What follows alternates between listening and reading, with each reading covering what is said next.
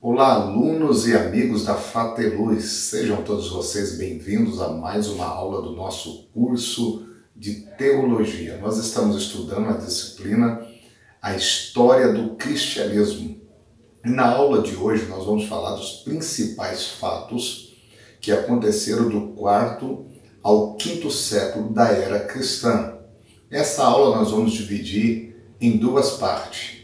Na primeira parte, nós queremos destacar que no ano 314 depois de Cristo até o ano 336, Silvestre, Silvestre I, que era o bispo ou pastor de Roma, ele, juntamente com o imperador Constantino, estabeleceram o cristianismo como a principal religião do Império. Então, exatamente nesse tempo, aconteceu a união da Igreja com o Estado, com uma suposta conversão do imperador. Por que suposta? Quem estudar afinco a história de Constantino vai observar que não houve da parte dele uma conversão genuína. Daqui a pouco eu vou explicar a vocês o porquê. Porque nesse momento que ele se une com a igreja cristã, ele não desceu as águas, ele não se converteu, ele não deu provas reais de que estava arrependido dos seus pecados.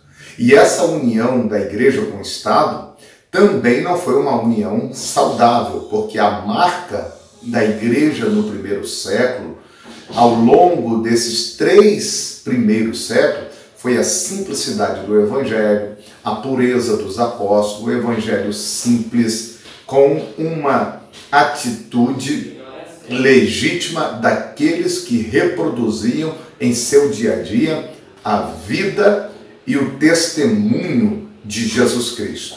Em 325 d.C., Constantino, ele presidiu o Concílio de Niceia, que definiu o credo com o mesmo nome. Então, quando definiu o credo, toda vez que você falar do Concílio de Niceia, que definiu o credo, que manifestou a fé da igreja, ou aquilo que a igreja cria, é o credo de Niceia, no ano 325 depois de Cristo. Também em 330 depois de Cristo, aconteceu um fato importante no Império Romano. A capital do Império foi transferida, movida para Constantinopla, em Bizâncio, que hoje é conhecido como Istambul. E em 337 depois de Cristo, Constantino foi batizado já no seu leito de morte. Veja que eu disse no início que houve uma suposta conversão de Constantino.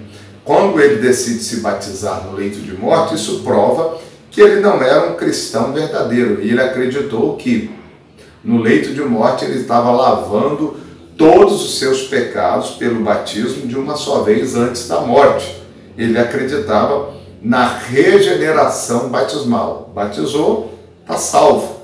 Nós entendemos que o batismo ele é um símbolo, ele não salva.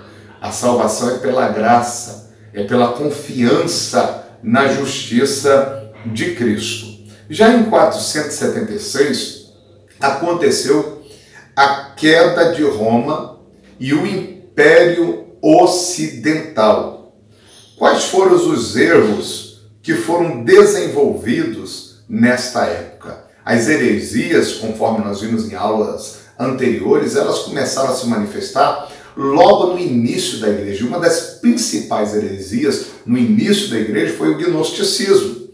Já essas desenvolvidas foram transformadas em doutrinas oficial de uma igreja que estava agora unida com o governo romano, a união da igreja com o Estado. Dentre essas heresias aconteceu o quê? O imperador, como pontífice máximos, ou grande sumo sacerdote do cristianismo. Constantino, como ele precisava do apoio político dos cristãos, e os cristãos que estavam unidos no império, por sua vez, queriam que prestígio, poder e dinheiro.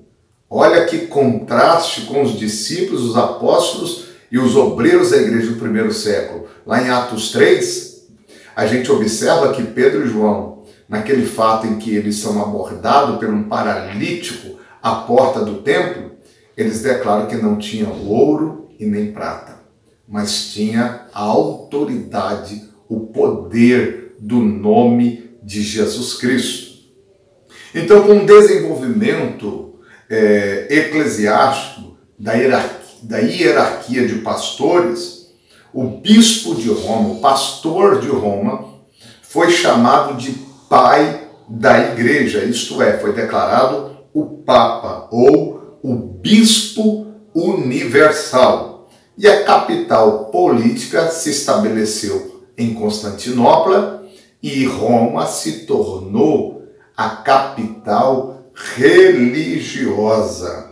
E nesse tempo foi desenvolvido também a adoração de imagens e relíquias. E o regime sacerdotal foi estabelecido, estabelecendo também a salvação pela intercessão dos homens. Essas foram as principais heresias que começaram a tomar conta, se tornaram doutrina através da união da igreja com o Estado.